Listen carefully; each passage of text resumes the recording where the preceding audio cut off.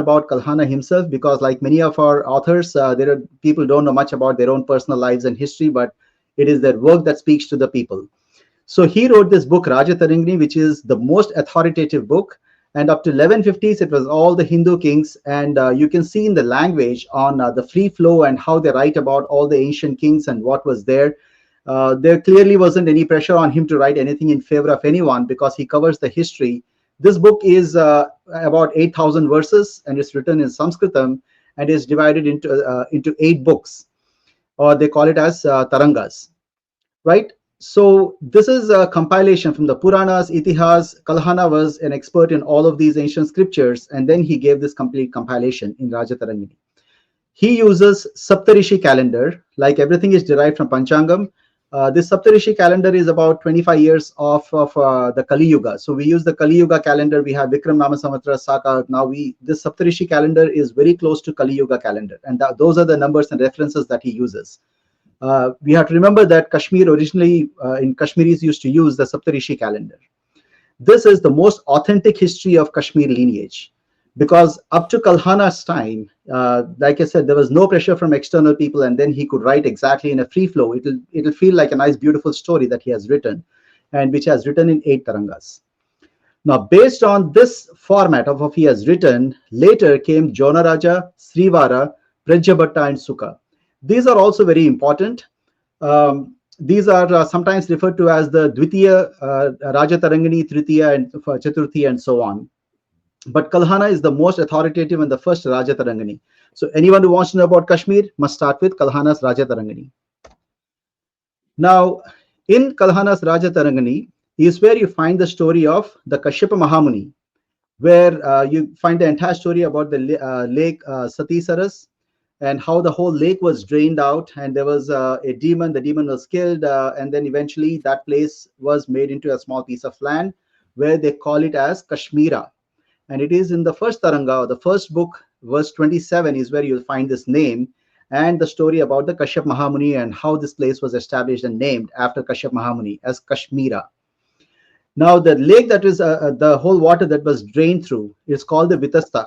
It is also mentioned in first Taranga and verse 29, which I think is today is called Jhelum, if I'm correct. Yeah, Jhelum, right. Right. The original name of that is Vitasta, and it's actually mentioned in this book too. And there you'll find several other references in Kalhana's Raja Tarangani. You'll start seeing all the places, the original names, and how they are modified over the period of time. He starts the history with Gonanda, which starts right after the Kurukshetra war, and it covers all the way till Raja Jayasimha of 1128. Now, when you look at Goranda's dynasties and all the stories, you will see all the Pandavas, you'll see the Yaduvamshis, and you'll see Jarasanda's children, and you'll see all of those names, and eventually how the whole history has been built. So this seems in some sense like a continuity from the Kurukshetra war, and he builds, but this is specific only to the Kashmir, the rulers of Kashmir. And one of that ruler is Ashoka. And Ashoka is the one who established Srinagari. This is mentioned in the first Taranga, verse 104. You'll find this name, Srinagari. That is how we got the Srinagar today. And he describes it as a grand city that has over 96 lakh wealthy homes. So you can imagine the size of the city. And he says this is a very prosperous city that he has established with 96 lakhs of very wealthy people, prosperous people, and everybody was, very happy, and things were just going smooth. There is a reason why this was called the paradise. That is how the Ashoka has established the Srinagari. And then coming to the 700 AD approximately, you find the name Lalitaditya Muktapida. It is in the fourth Taranga, verse 126. There he describes about Lalitaditya. And it's a beautiful description. He comes from the Karkota dynasty, and he almost calls him as having divine powers, and he describes him as a world conqueror. In fact, people wherever Lalitaditya would go, he was described as someone who had extraordinary military prowess, very smart. He was very good administrator, very wise king. He had a lot of good descriptions on that. And the divine power, he like we see in many of the Puranas, he says whatever Lalitaditya wishes, things would just happen. It's kind of how you just describe a person who had a very noble qualities. That's something that he wants, and he would just go there, people will just give it. In fact, in many kingdoms, he would just walk in and they would just want to join his kingdom. So that's how prosperous the kingdom was. And he was a very powerful ruler, and there are very few who would ever fight with him. Now, you have to remember that around the Lalitaditya's kingdom, a lot of areas were already Islamized. And we already, the whole Islamization process with the Caliphate has already started. Now, during these rules, we can see that the Buddhism and Hinduism and different sects of the Hinduism, the Shaivism, Vaishnavism, the Kali temples, sun temples, everything was flourishing. And you had innumerable number of sampradayas there. There's a whole description of some of the greatest poets, the historians, to the rishis and munis, and there's so many things that have come up in Kashmira region. And Shaivism being some of the key elements of Shaivism and the Tantra, all of them come from the Kashmir region. This comes from the Kalhana up to 1128. So after that comes the Jona Raja. If you remember the Dvitiya Tarangani, Tritiya and all of that, so these things will start, you'll see that Jona Raja starts covering these. Now comes the entry of the Islamic rule. Now 1301 to 1320, for about 20 years, was the rule of Suhadeva. He comes from the Lohara dynasty. His wife's name is Kotarani, who is the daughter of Ramachandra, who was the commander-in-chief of the army. All right. Now, Suhadeva, along with few of the kind of people we had all kinds of like I said, sampradayas, and everybody is flourishing. So from the neighboring kingdoms, a lot of Muslims also started migrating into the land. They would leave those lands because there were a lot of wars and other things in the neighboring kingdoms. Many of them would flee that place and they would settle down in the Kashmir region. So Suhadeva would give the refuge to all of them. And among them, there are three chief characters that you should know. One of them is Shahmir. He came in 1313 and he fled from Afghanistan or Persia, around that region. And then in 1315 approximately, another person called Rinchen, he fled from Ladakh. and he took refuge with Ramachandra, the commander-in-chief. And in early 1300s also came another person called Sayyid Sharfuddin, sometimes called as the Bulbul Shah. He came from Uyghur or Turkestan, and he fled a Mongol invasion. He came with almost thousands of fugitives, and he took refuge in Kashmir. Now remember that the way Jonah Raja writes, you can see a change in the language. While he had the Hindu kingdoms, many of our writers could write whatever they want, whatever they actually felt is the truth, and they would write that. But you could see, at least what I feel is, as you see the Jonah Raja's narrative progress, there he is there during the Islamic invasions and Islamization. That language starts seeing the changes. He starts having undue appreciation, exaggerations, something as if he's out of fear or is trying to please somebody. Now, the Shamir, many of these, the later day, the historians, what they did was they start mentioning about Shamir as if he's a great person, and he actually walked into Kashmir because of any number of reasons. But the reality is, Shamir actually fled from Afghanistan, and there are a lot of references for that too. On the wars that they were having there, Shamir belongs, remember there was a sectarian violence once the Islamization takes root. And he, along with his large number of troops, they actually fled Afghanistan and Persia, and they moved to Kashmir. And that is how he came in, because there was a power struggle and all of that. And so he ran away from there. Rinchen, again, there are a lot of historians, they start writing all kinds of praises. But Rinchen actually he was described to be perhaps a prince from Ladakh. But in any case, there were a lot of conflicts, and he ended up slaughtering many people over there. And he really feared the retribution from many of those people in Ladakh. So he ran away from Ladakh. And that is how he came to Kashmir. And he took refuge with Ramachandra. And many of these narratives, you have to look at the timing of when these were written. The later day historians actually gave a complete spin, suppressing any of these things on what they have done in their past and why they ran away from there. But instead gives it a new spin on how they have actually almost like came here on a pilgrimage. Then same goes with the Sayyid Sharfuddin. Again, the Bulbul Shah, there was a Mongol invasion. He actually left with thousands of fugitives. They ran away from there. Again, there were issues because of the different sects, and they all moved to Kashmir. But in the later day text will describe it as if he came here on a missionary purpose, or the king has sent him to spread Islam and things like that. It's none of those things. All of those texts come from the much later days. All right, then comes the entry of the Islamic rule. Part 2 is the Suhadeva. He was described as a very generous and tolerant Hindu. He was not any aggressive or a violent person. Like many of the Hindu kings, there's always ebb and flow, where some people are very aggressive and they know how to, are more assertive in nature. Some people are a little mild-natured. So Suhadeva is a person who is pretty firm. He is a very good ruler. He's a very generous and tolerant Hindu, and he let all of these refugees come in, of which those three main characters who were actually holding some degree of power and who had a rebellion there, and they were thrown out. They moved to Kashmir as well.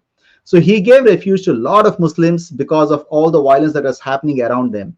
So which means any of the kingdoms around Kashmir that had any violence and people ran away, they ran towards Kashmir because that was a very safe and tolerant place. Now, Suhadeva let them practice their Islamic culture. And then by 1313, there was a Turko-Mughal king called Dalacha, or sometimes called as Zulchu. So he was a very aggressive person, and he had a very large army. And he was threatening to invade Kashmir. So what Suhadeva did was, like many of the kings, initially what you do is he received him with a lot of gifts and with honor. He invited to the kingdom, and he started negotiating with him. Because not necessarily because you cannot beat them back, it is more because there's going to be, with such large army, there's going to be a massive destruction. And Suhadeva was not ready to have that kind of a destruction on his kingdom. So one thing led to the other, and in the negotiated peace, he tried that with money and trade, and in that process he had to increase the taxes. Over the centuries, you will see that every time kingdom goes to any wars, or they have famines or natural calamities, they do tax the people. We still do it in current day as well, right? Because that is how you can recuperate and how to build the kingdom. So he increased the taxation, and he started taxing everyone. Many of the later day historians, they pointed this as the flaw, but really it is like any other kingdom that he has done it. Most of the kings would do it, and most of the countries still do that. So it is almost blaming the victim for things. But anyway, the Dalacha, he attacked at a very opportune time at around 1320. So that is where the downfall of the kingdom happened, the Hindu kingdom. So around 1320, this segment is a very large plot, subplots, and a very long story, but I've just cut it down into few steps as giving a summary of it. So Suhadeva was finally attacked in about 1320, and later he was killed. But taking this as an opportunity, Rinchen, if you remember, who came from Ladakh, along with his associates, the first thing he did was, remember, he was given refuge and he was given nice positions. He really rose in the ranks. So was the case for Shamir. And even Sayyid Sharfuddin, they all were taken care of, and they all rose up in ranks, and they were given good positions, and so they can be comfortable. This Rinchen, he went ahead and murdered Ramachandra, the one who took refuge and who actually kept him in his place as a close confidant. He murdered Ramachandra, he murdered any of his associates, family members, and anyone who were around him, who were faithful to him. So then he arrested Ramachandra's son, whose name was Ravanachandra, and Kotarani is the daughter, if you remember, who was the queen, and the other son of Ramachandra was Ravanachandra. He arrested him. He ousted Suhadeva's brother, Udayanadeva, and many places they describe him as coward. Of course, there is a big turmoil, and then Udayanadeva went. Udayanadeva was never described as someone who is very aggressive and who can stand and fight and do all of those things. He was a very nice man, but not aggressive. But I think the places where you see him described as coward, the issue with that is if someone were to write honestly, so was Rinchen and Shamir, because they actually ran away from their kingdoms and they were actually grabbing a new kingdom. None of them went back to the original kingdom. Udayanadeva never did that. Yes, he did go away from the kingdom and he was hiding in a different place. Now then he forced Kotarani to marry him. So Rinchen married Kotarani because Suhadeva, it is a newly married couple, and Suhadeva was killed. So he forced Kotarani to marry him. She was not in favor of it, but whatever happened, he declared himself as the king and married Kotarani, and he had a child called Hyder Khan. Later, within a month, with Sayyid Sharfuddin by his side, he converted to Islam, and he changed his name to Sadruddin Shah. So that is the name that he gave.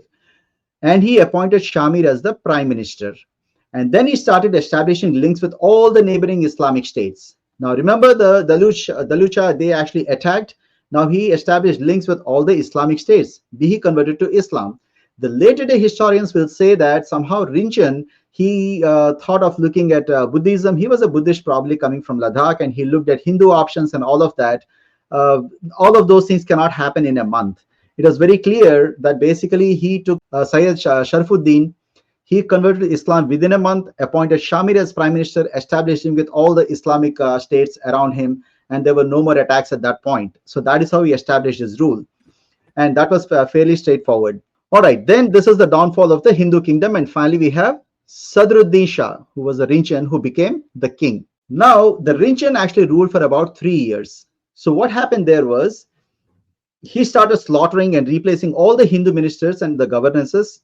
Anywhere he finds any Hindus in the key positions, he started replacing them slowly. And he killed many of the Hindu leaders who he thought were still faithful to Ramachandra or to Suhadeva and others, and slowly started replacing people. Then he brings the Islam and Muslims into the kingdom and the governance. Now he opened the gates, so more number of people started coming into the kingdom. So the population of Muslims started steadily rising up. And then he started putting many of those people in the right key positions and more important positions. And Rinchen was the first one to build the very first mosque in Kashmir. So when you talk about mosque, this is where the first mosque comes in.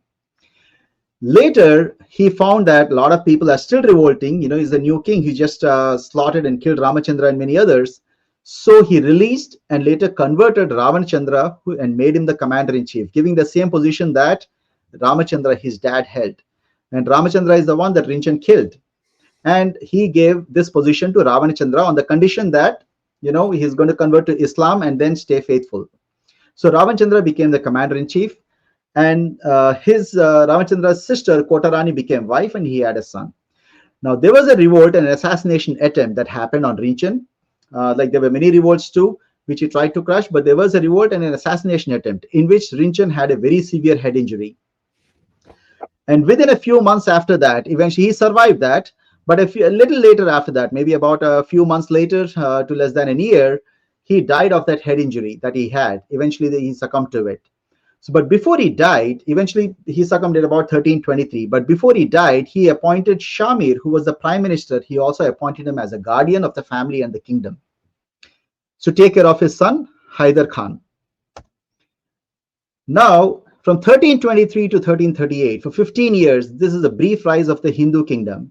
So when Rinchen died, Kota Rani, who was now the queen again, she regained the control.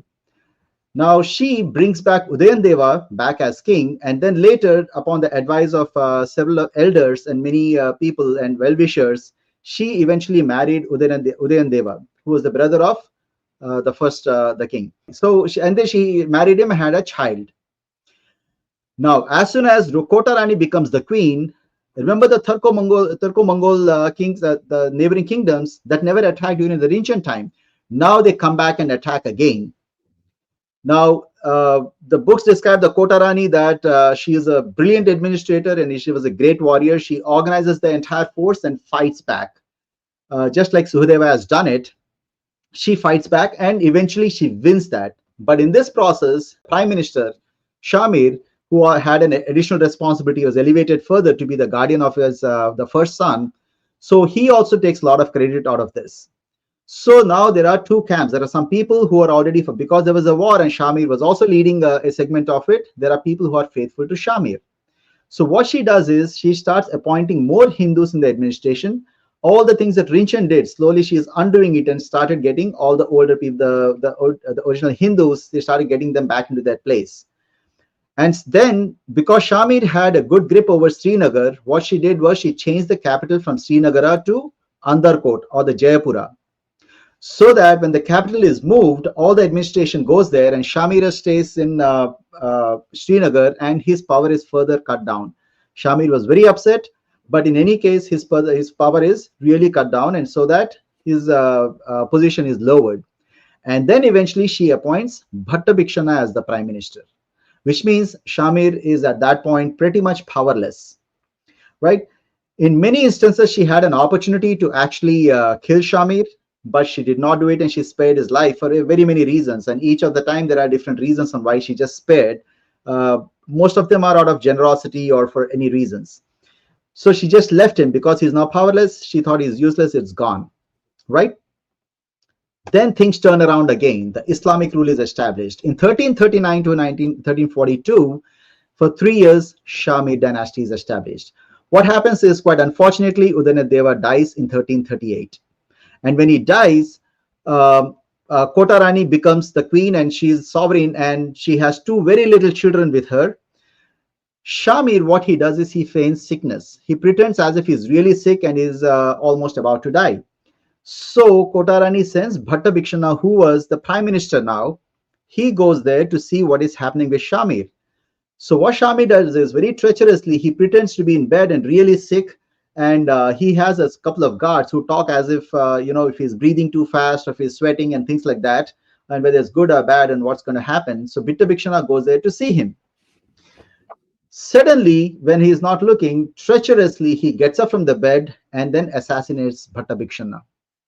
And all his guards or anyone who has come there, he has a nice plot and he slaughters everyone. And any of the key administrators and any people they have in that list, he kills all of them. And that's where the coup starts against the Kota Rani.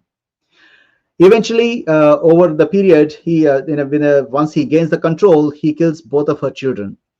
Remember, the first she had with Rinchen, and the second with Udayadeva, he kills both the children. Now, some narratives say that basically she stabs herself. He wants her to marry her and become the queen, and that's one narrative. But she says one of the narratives says that she stabbed herself than accept a marriage. Essentially, it is said that she actually slit her tummy out and then pulled the intestines and said, "You can have this. This is all you're going to get from me." But there are a few other narratives which are mostly the later narratives. As per Jonah Raja, you can see that in his description, this is where I see that his language starts changing at that point. He writes something to the effect of that he slept with her in bed for one night, and then he put her in the dungeons. He continued to throw her in the dungeon. He stayed there, and she moved, left her body and went to heaven and things like that. That is how he describes it. But I think that one night story actually is, you can see Jonah Raja, many things he starts making this kind of claims later. You can see the change in language, which in some of the later day stories, they say that Mir Shah actually married Kota Rani, but he did not trust her and he put her in the prison, and eventually she committed suicide. In all of those cases, eventually she kills herself. But the likely one here was basically as soon as the coup happened, she was already thrown into the prison. And the one of the story which I think is probably the likely thing is that she's slitting her tummy and then she's saying that I'm not going to marry you, and she kills herself. Now what Shami does is he adds lots more Muslim refugees, and he actually encourages them to marry the Hindus, so that every time you marry a Hindu, one of the Hindu family starts converting to Islam, or they become a little soft towards Islam. So he enables the interfaith marriages. That's what he did for 3 years. He ruled for 3 years. Now the Islamic rule is established. 1342 to 1354, for 12 years, his sons Jamshed and Alauddin, they ruled for 12 years, of which the older brother Jamshed, he ruled for 1 year, and the younger brother Alauddin, he fought, he defeated, and he eventually kills Jamshed, his older brother, and then he rules for 11 years. Now we have to remember that starting from this point, you see a consistent history of many of these Muslim rulers, either the brothers, they kill each other, or the father actually banishes some people, or separates them, and there's so many of these stories into the plots within it. And in many instances, they do actually kill each other, and the brothers kill each other to actually rise up and become the king. So this kind of a story starts right here, where Alauddin kills his older brother, and he rules for 11 years. Then he spends the 11 years in actually suppressing the Lohara army, which is the Hindus and the administration, that anything that the Kota Rani's time that they had it, he starts suppressing them, dismantling them. And he starts bringing the Islamic rules for the people, and the people, again, from the neighboring kingdoms. Earlier, some people used to come as refuge. If you have seen the Shamir and even Brinchan, they started getting more and more number of people and started Islamizing. He brings a lot of people from across the kingdom, whoever wants to escape from there or run away from there or even just move here. And he gets plenty of those people from across the kingdom. And this sets the stage for Islamization. Now the Islamization begins. From 1354 to 1373, for 19 years, his son Shihabuddin, he rules that. Now Shihabuddin, he starts destroying, he destroys innumerable temples, anything that he feels is kafir, any kind of idols or any symbols, anything that overtly looks like a Hindu thing, he starts destroying them. On his deathbed, over these 19 years, as things were changing, in fact, on his deathbed, he expressed a wish to destroy every single temple in Kashmir. He says, not a single temple. I wish I had destroyed every single temple and none of them existed. He attacked the Sun Temple at PGurus or the Vijayeshwar, and he says he wanted to end the entire Kafir's way in Kashmir. These were his desires. As he was getting little more radicalized and he was gaining more and more victory and Islamizing of Kashmir, he slowly felt that at his death bed, he felt that was his wish, that he wished that every single temple is what he could have destroyed, and every single the Kafir's way of life could have been ended. He actually ordered to build the Jamia Mosque in Shahabuddinpura. Now remember, all the names that they've given, cities they've built with their own names, they still have the Pura, like from the Puri that we use, our Pur. So they still had those names. The Jamia Mosque is where people gather weekly. So this becomes a lot more consistent as opposed to a mosque. Here, the Jamia Mosque is basically a much larger platform where everyone meets weekly. He started the construction ordered the construction of Jamia Mosque. And he had expanded the kingdom with extensive war campaigns. He had a Hindu wife and a lot of Hindu ministers, and he started converting many of them. And if he had any revolts, all of them were slaughtered and killed. Or he would just, they would simply succumb, and they will be just as a Hindu ministers, they would simply be mild and listen to him, or basically they get slaughtered, or they can just convert. So this is what Shihabuddin did. So this is the Islamization, how it began. Then the Islamization rages. His son Qutbuddin came in. From 1373 to 1389, for 16 years, it was Qutbuddin's time. There was a peer called Sayyid Ali Hamdani, and he's a very important character. He came in 1371 during his dad's time. He visited the kingdom about 3 times. He stayed for a month, he went back and came back again, later stayed for longer, and the third time he stayed for a very long time. Now, why is Sayyid Ali Hamdani important? He saw that all of these wishes that Sahabuddin and others had it, he actually looked at it and said, there seems to be a lot of Hinduism that is still prevailing in the place. And Hamdani was an absolute fundamentalist. He came with over 600 disciples, he settled down, and he introduced Sharia into the kingdom. And he gave a book called 𝗥𝗘𝗙𝗘𝗦𝗏, which basically consisted of about 20 rules. And the rules is not like a one-liner, basically a rule that actually has some description of what needs to be done. This almost feels like kind of like what Taliban does.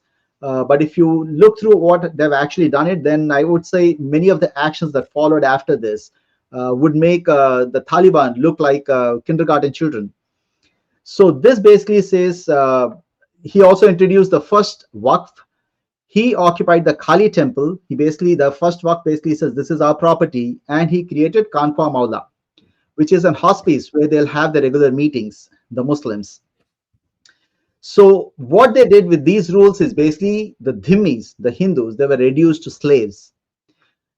He said there cannot be any new constructions or any new repairs of the temples, and there cannot be anything that overtly displays a Hinduism. You cannot put any tilak, you cannot put this, you cannot wear this, and there's so many conditions and rules that they're put in. Obviously, there were a lot of resistance and revolts, and all of them were brutally crushed. Then he also introduced the Muslim dress code, and he started the conversions at the sword. So this is where the king Qutbuddin, he started wearing what they wear as a skull cap. And he used to put the crown on top of that. So all of these things have suddenly become more hard-lined. And the 𝗥𝗘𝗙𝗘𝗦𝗏, that book actually describes with all these rules on what needs to be done with the kafirs and how they are basically the dhimmis, who are essentially the slaves living in the Kashmir land. And as you see, the Sharia was introduced and the first Waqf board actually came into being in Kashmir. Now, Qutbuddin's son, Sikandar Shah, the Islamic rampage. Now it began, it just got worse, and now comes the rampage. The Sikandar Shah, from 1389 to 1413, for 24 years, that Ali Hamdani's son was Amir Said. Now he takes charge, and in many places, they say the credit of wiping out infidelity from conscience of dwellers of these lands. He is given the credit for that. Because like his dad, the Ali Hamdani, Amir Said was even more fanatic, and so was Sikandar Shah, was an absolute fanatic who really implemented things. During this Islamic rampage, during Sikandar Shah's time, was the unheard cruelty that anybody has ever seen or heard of. In fact, something that most Kashmiris never imagined that something like this could be done. He introduced the jizya. He slaughtered the Brahmins, where the number of Brahmins that he has slaughtered, it is said that they took the genu, and which weighs about 2 to 4 grams, and he weighed them, and he said the total weight came out to about 250 kilograms. There's that many Brahmins that he has slaughtered, and he burned those threads, weighing about 250 kilograms, so which runs into lakhs of them. He completely slaughtered them. He built mosques over destroyed temples. Apparently some of the 300, one of the largest temples, he has completely brought it down and built mosques over them. After his time, he is known as an idol breaker and an eradicator of the infidels. He banned music, banned all the rituals. He destroyed the Marthan temple. He is the Sikandar Shah.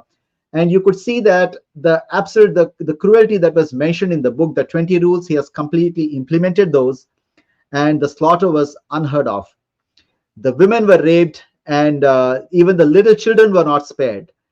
About 1 lakh people were drowned in the river, and they were later burned. And that place is called Bhatta Mazar, or the grave, where over 1 lakh people were just drowned and burnt right there. And like I said, the Brahmins, the slaughtering, if you can do your math, the total number of the sacred threads weighed about 250 kilograms. That's how many Brahmins he slaughtered. He said this entire place needs to be cleansed. And remember, wiping out infidelity from the conscience of dwellers of these lands, and is called the eradicator of the infidels. Jonah Raja describes his rule in the Islamic rampage. He says that not a single temple has survived, meaning all of them were just burnt down broken to the ground, and some of them are substantially broken. So not every temple will be all the way to the ground, but every single temple had a desecration or a destruction. and some of them are right to the ground, and many mosques were built right on the temple lands where that were broken down. Now, a lot of women, like if you can see the lakhs of people, the men who were killed, who were drowned, and then they were burnt, over a lakh of them, and a lot of Brahmins who were also slaughtered. You can see many of those women were raped. Infants were not spared too, and they were all slaughtered. You can see the proportionality of those numbers. All of those men who died, the families were also slaughtered and killed the same way, and the women were raped. And we see many of that, right, it happened even in the present times. But this is an unheard of, and this is just in one small location in Kashmir. The suicides, and a lot of women committed suicides. Many of them just jumped into the Dal Lake and they just committed suicide there. And there are many other ways they just killed themselves. Now, practically every single temple was vandalized and broken. Jonah Raja, in fact, says all of them were broken. And they enforce the Sharia, like people cannot have tilak. In fact, he says cremation cannot be done, or any of the rituals cannot be done.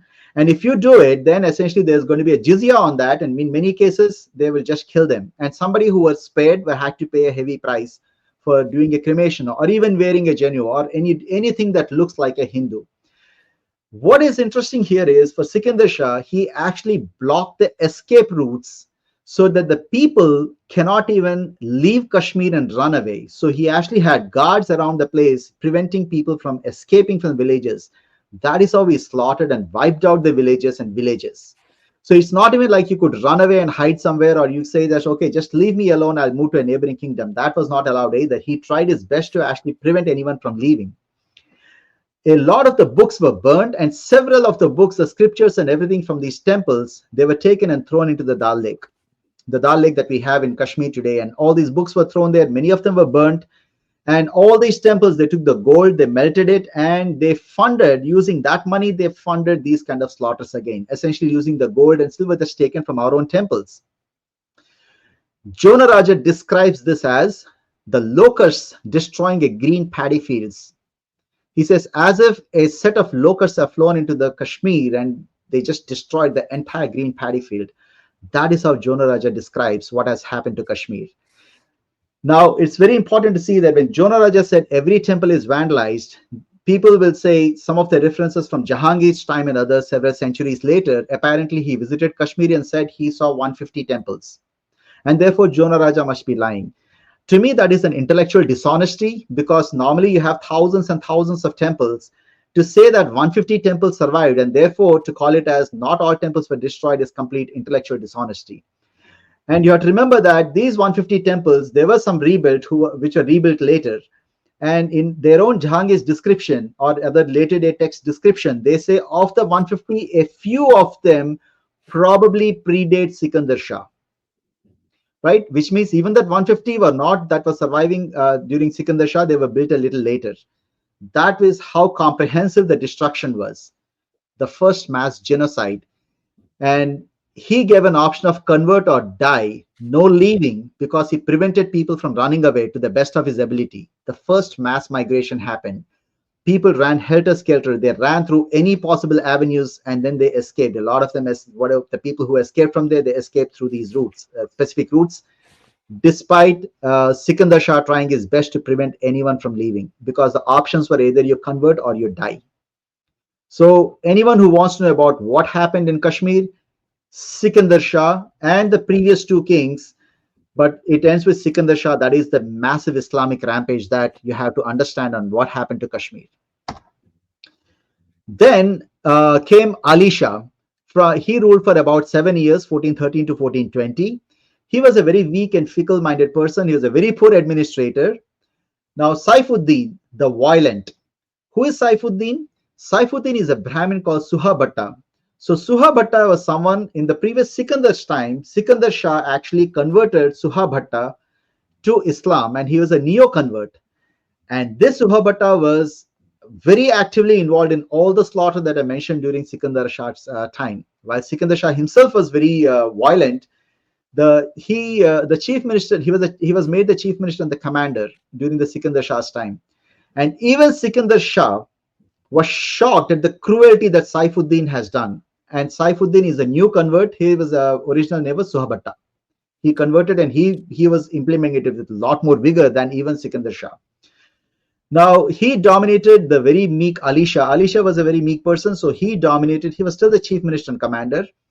So Ali Shah could not stop any of his cruelty. Anything that is left out during Sikandar Shah's time, this was completely unchecked, and he could do whatever he wants. And this is the cruelty unchecked that Saifuddin has perpetrated.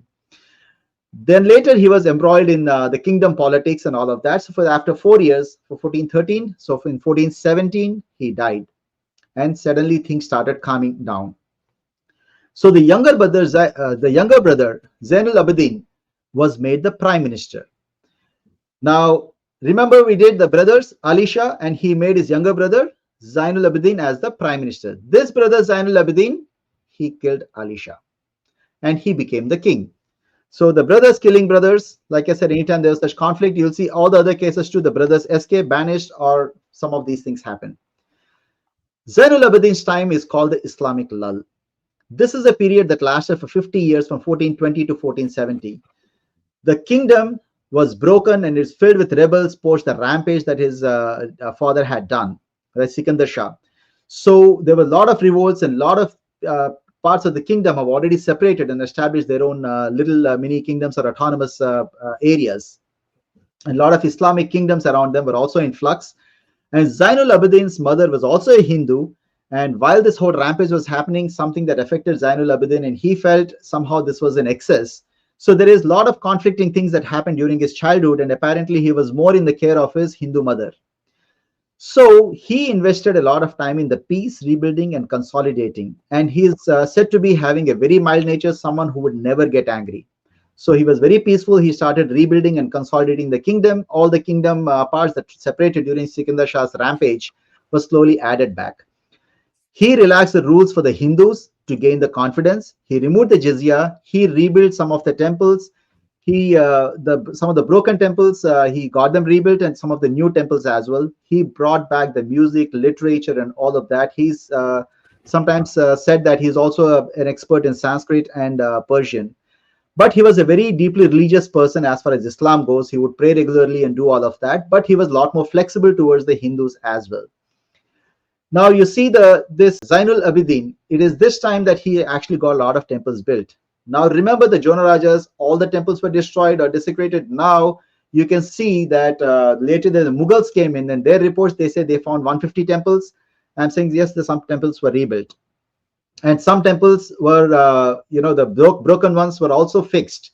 And when they were fixed, you can see that these temples existed before Sikandar Shah. But Sikandar Shah did destroy practically everything. Now, during his time, there were a lot of famines and floods. And his sons were also, he had 3 sons, and all of them were 3 or 4 sons, and all of them are extremely cruel and corrupt.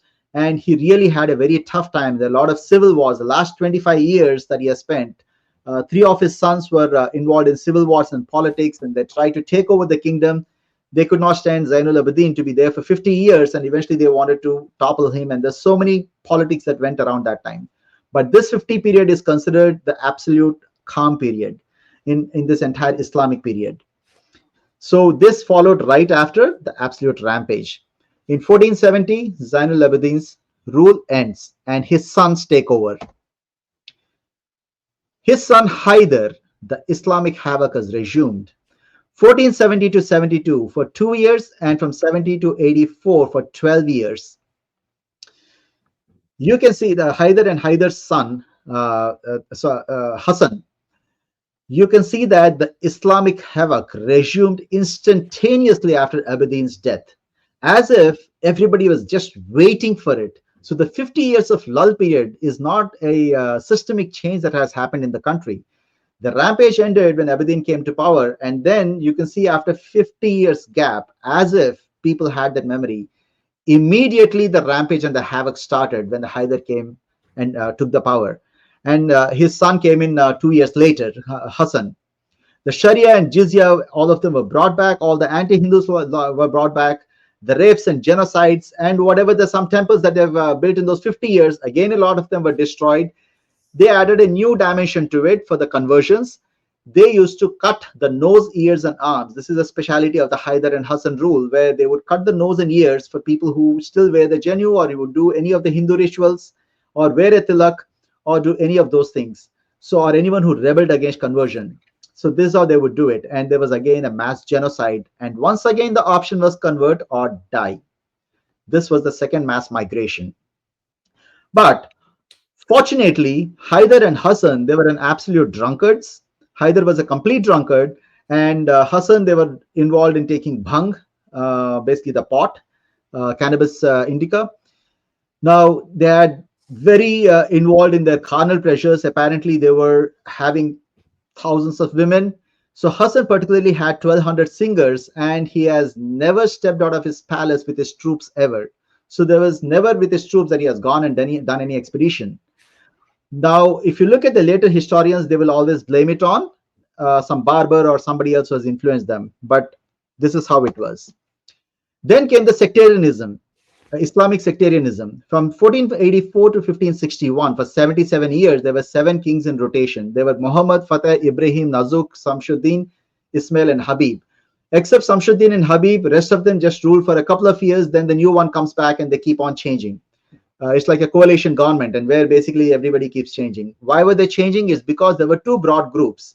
There was a largely Sunni Sayyids versus the Shia Chucks. And any other smaller sect would join one or the other, these 2 groups. Every time Sayyids had a power, they'd probably get one of them. Like one of them gets Muhammad, the other one gets the Fateh, and then so on. And they keep switching between them. Then comes the Ibrahim, Nazuk. So whoever is in power would install them. So the kings had very little power. They were installed as puppets. Now, they would kill each other, but persecute the Hindus and their culture, because Sunnis and Shias now, yes, they have an enmity and they would kill each other, but at the same time, they had Hindus and they wanted to increase their numbers. So they both were focusing on the Hindus and basically harassing them and persecuting them so they can convert to their side, either become a Shia or Sunni. Now, just to strengthen their numbers, they would convert them. They would plunder and kill the Hindus for the money as well as for the conversion. When you plunder them, the temples or any other place, they would take their money as well. This is the ethnic cleansing. And you see a steady decline from this point, where the mass migration is basically a steady decline. People slowly start migrating and leaving Kashmir. Then sectarian Islamization. Finally, in 1561 to 1586, for 25 years, the Chucks finally took over the Sayyids, and the Chuck kingdoms were all Shia. So they invested a lot in Shia conversion. And the Hindu persecution, just to convert them to the Shias, because they were in charge. They used to fight the Sunnis. From 1586 to 1752 and was Mughal Empire, and 1752 to 1818 is Durrani Empire. Both of them were Sunnis. So when they took over, there was a Sunni conversion, again the Hindu persecution, and they would fight the Shias. You see those how they reverse. Now for the Sunni conversion, Sunnis, both of them, Durrani Empire and Mughals, they followed what is called as Hanafi school. It is given by Imam Abu Hanifa. The ethnic cleansing continues. This is the steady emigration and conversion. Slowly they're flowing out. The Kashmiri people were leaving. Who is, just taking a little diversion on who is Hanafi school. So Imam Abu Hanifa is Al-Imam Al-Azam is how he is described. He is the greatest Imam. Siraj al-Aima means the lamp of the Imams. He is considered one of the greatest Imams in Islam. He learned from As-Sahaba, means the companions of the Muhammad. So that's one of the reasons what he says is considered to be an extremely important thing. In his worldview, you have Darul Islam, which is the pure land of Muslims. Darul Ahad, where they have a peace accord, meaning they're going to live in your kingdom, but they'll live by their own rules. Like they can have their own Waqf board. United Kingdom. United Kingdom. Yes. So basically they can live with their own rules. And then you have Darul Harab, the house of war. Many people think that Bharat is actually a Darul Harab. It is not a Darul Harab for them, it is a Darul Ahad, which means they have their own personal law boards, they have the Waqf board, they have the property deed, they have a little country within a country. They have their own rules, they live in their own little world. While that is allowed, it is Darul Ahad. And they will expand slowly. They will do their conversions, they'll expand slowly. If that is stopped, is when the country turns into a Darul Harab, which is a war. Now, 1890 to 1846 was the Sikh Empire for 27 years. It's mostly led by Maharaja Ranjit Singh. 1845 to 48 was the first and the second Anglo-Sikh War. That is kind of the reason why the Sikh Empire has ended. Now, you see in the Sikh Empire, now Sikh Empire is much larger. I'm talking just in the context of Kashmir. Remember that. Many of these things are explicitly in the context of Kashmir, including the Mughal rule numbers. All the numbers are just for the Kashmir, when they were holding on to Kashmir. The Muslims in all these regions sided with the Britishers. There are a few exceptions to it, but almost all the Muslims sided with Britishers. And the reason is both Britishers and the Islamists, only Hindus, it is their land. For all of them, they are faithful to something outside Bharat. So Muslims sided with Britishers to act in Anglo-Sikh War. Then the Sikh Empire ended there. Eventually, the Britishers gave this to the Dogra dynasty. Now, Dogras were also very closely linked to the Sikh empires. Many of them were actually the prime ministers and held very significant positions. Then the Dogra dynasty came from 1846 to 1952 for 106 years. That's a treaty with British. There were 4 Maharajas, Gulab Ranbir Pratap and Hari Singh, in these 106 years. Now you see, this is the Dharmic hold where slowly the Hindus started living their own life. Now, the Muslims had no problem in any of these times, but at least Hindus could lead their own life. So then came the Nehru's treachery. 1947 to 1964 was Nehru's rule, the Jawaharlal Nehru. We know that he had a very deep hatred to Hari Singh, and he absolutely loved Abdullah, Sheikh Abdullah. Hari Singh is on record in saying that I'm an Indian first and then a Maharaja. Remember, Hari Singh was the last Dogra ruler. And for 106 years plus 27 years, that's 133 years, we still had a Dharmic hold, meaning the kings and the rulers were still Hindus. So the Hindus could live in peace. What Nehru did was basically, the instrument of accession was signed in October 1947. And as soon as that was signed, Nehru exiled Hari Singh out, and he handed over the whole Kashmir to Abdullah, Sheikh Abdullah. This is something that Hari Singh knew, and one of the reasons why he didn't want to join India. He wanted to join India inherently, but he had a problem with Nehru. This is where the discussion with Patel comes in. But in any case, as soon as the instrument of accession was signed, Nehru exiled Hari Singh. He removed him. He made him into a smaller position, a titular position, and then handed over the entire thing to Sheikh Abdullah. Again, after 133 years, now it's back in the Muslim hands.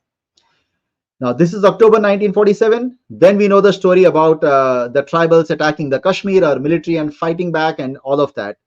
Just within a few, 2 to 3 months, within 2 to 3 months, even though our military started fighting back and we were ready to take over the Kashmir, Nehru took the Jammu and Kashmir issue to United Nations in Jan 1948. That is literally within a couple of months. So the instrument of accession was signed, the tribals were attacking, and we already knew by then. Our military started fighting back, but Nehru decided to take this to United Nations without Patel's knowledge or that of the cabinet consent. Nobody knew about it. He had a selected few people. They will talk a few names, like Mountbatten knew or somebody else knew, but Patel never knew this, neither did the cabinet. Our military had an upper hand. They did recommend against giving it to United Nations or doing any kind of a ceasefire. Even none of them knew about United Nations, but still Nehru took it to in 1948, just in a couple of months. Now, there's a reason I call it Nehru's treachery. Some people say it's mistakes, and a little generous people sometimes they say it's blunders, but it is not a mistake or a blunder, because in mistake and blunders the intent is good. In this case, I call it as a treachery because I see that there is a pattern. It is done repeatedly, and you see that systematically it was let go. Many of these things were not needed.